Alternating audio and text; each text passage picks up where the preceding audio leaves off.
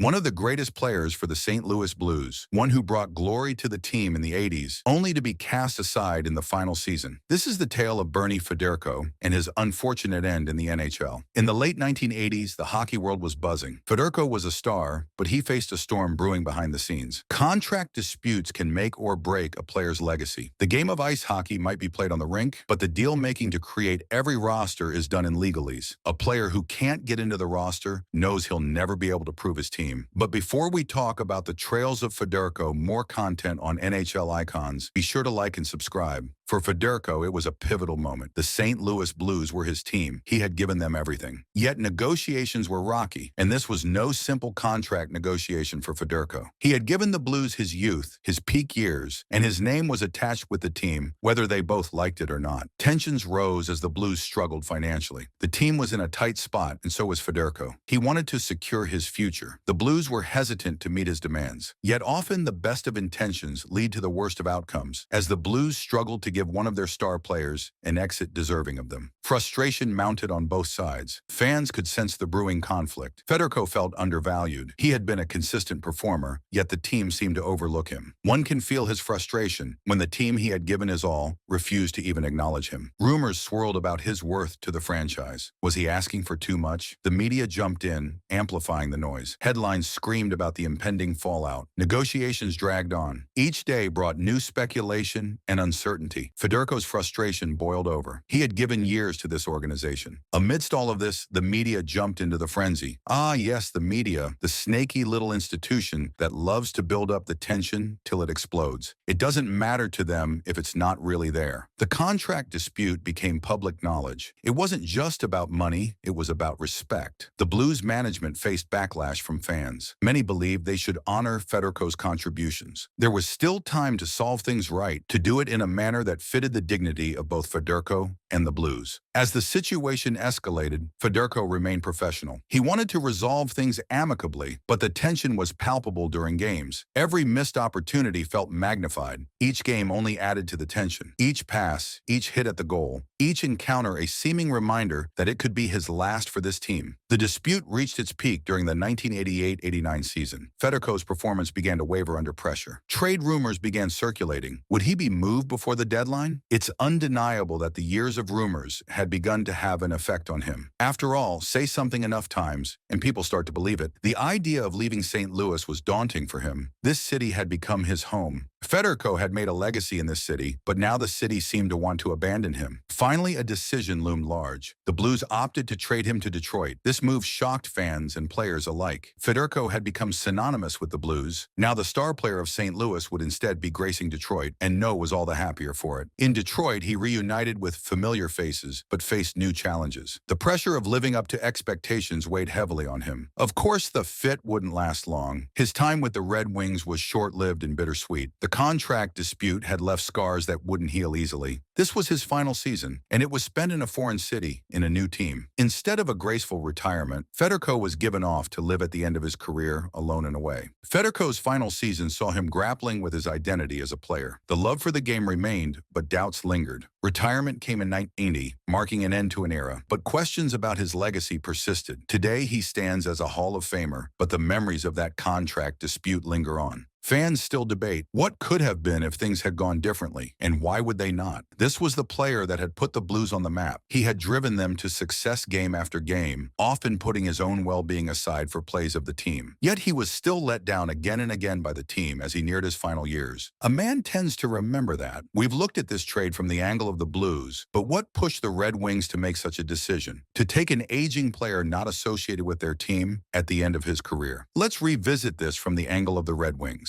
In 1989, the Red Wings were at the center of one of the most controversial trades in NHL history. The Detroit Red Wings were looking to shake things up. They believed they needed a veteran presence. Who better at this stage than the man who'd made the Blues a team to be feared? They were a solid team after all, but they needed someone to break the mold. Enter Bernie Federko, a respected player with a solid reputation. But boy, if you thought he was going to save the Red Wings, you'd be mistaken. But the trade didn't just involve him. It was a blockbuster deal that sent shockwaves waves through the league. The Red Wings traded away Adam Oates and Paul McLean. In return, they received Federko and Tony McKegney. This trade was supposed to be a game changer. Instead, it turned into a nightmare. The trade would have the opposite effect that the Red Wings intended and has been panned time and time again. Fans were excited about the prospect of adding Federko. He was seen as a seasoned player who could help lead the team. Yet there was an underlying tension. Many questioned the wisdom of trading away Oates. Oates was young and talented, coming off a strong season. The Red Wings gave up a future star for aging veterans. The trade announcement came with much fanfare. General manager Jimmy Devellano touted it as a step toward championship glory, but reality quickly set in. Federko struggled to find his footing in Detroit. He played just one season with the Red Wings. His performance didn't match expectations. Who could have seen this after all? An aging player, leaving his legacy team behind for a team he didn't know in one of his last seasons. The writing was on the wall, and everyone but the team refused to recognize it. Critics were quick to pounce on the decision. The trade began to be labeled as one of the worst in franchise history. Fans felt betrayed. They had lost a promising player for someone nearing the end of his career. The great plays of Bernie Federko with the Blues will always remain, but always undercut by his last season, where he was infamously cut out. The locker room dynamics shifted dramatically. McKegney's presence only added to the chaos. He lasted just 14 games before being traded again. The situation became increasingly untenable for Federko. In St. Louis, Oates thrived. He formed a legendary partnership with Brett Hull. Meanwhile, Federko's time in Detroit was forgettable. His skills seemed diminished, and injuries took their toll. The trade that was supposed to elevate the Red Wings instead haunted them. It became a cautionary tale for future management decisions. Federko himself later reflected on the trade. He sensed something wasn't right during negotiations. In the end, neither Federko wanted to leave the team, nor did the fans. But in came the middle managers, as they always do. His heart remained in St. Louis, where he had built his legacy. Leaving was not easy for him. As he skated for Detroit, whispers filled the air. Fans questioned whether he truly wanted to be there, and we got the answer to that in the end, as he left after a single season. His career was legendary, but not without its controversies. Locker room dynamics often shape a team's success. For Federko, they were a source of tension. In Detroit, things turned sour quickly. The atmosphere was charged and uncomfortable. Players felt the strain of high expectations. Federko was caught in the middle. He had joined a team with a storied past. The pressure to perform weighed heavily on him. Rumors began to swirl about his attitude. Was he fitting in with the new squad? Some teammates felt he was aloof. Others believed he didn't engage enough. The whispers grew louder as the season progressed. Federko's presence became a double-edged sword. His experience was invaluable, yet it created friction. Younger players looked up to him, but felt overshadowed. Discontent simmered beneath the surface. The locker room was no longer a place of camaraderie. Federko struggled to adjust to his new role. He was used to being a leader, not a supporting player. As tensions escalated, so did frustrations. The team's performance dipped, and blame was tossed around. Federko found himself at odds with management. They expected him to be the spark, but he felt burnt out. The pressure of being a veteran weighed heavily on him. He wanted to contribute, but felt lost in translation. In the end, he played just one season in Detroit. It was a year filled with disappointment and disillusionment. We wish there could be a happier end to this story, but sometimes these all end like that, with a promising end to a career wasted. For more content on NHL icons, be sure to like and subscribe, and click on this video for more.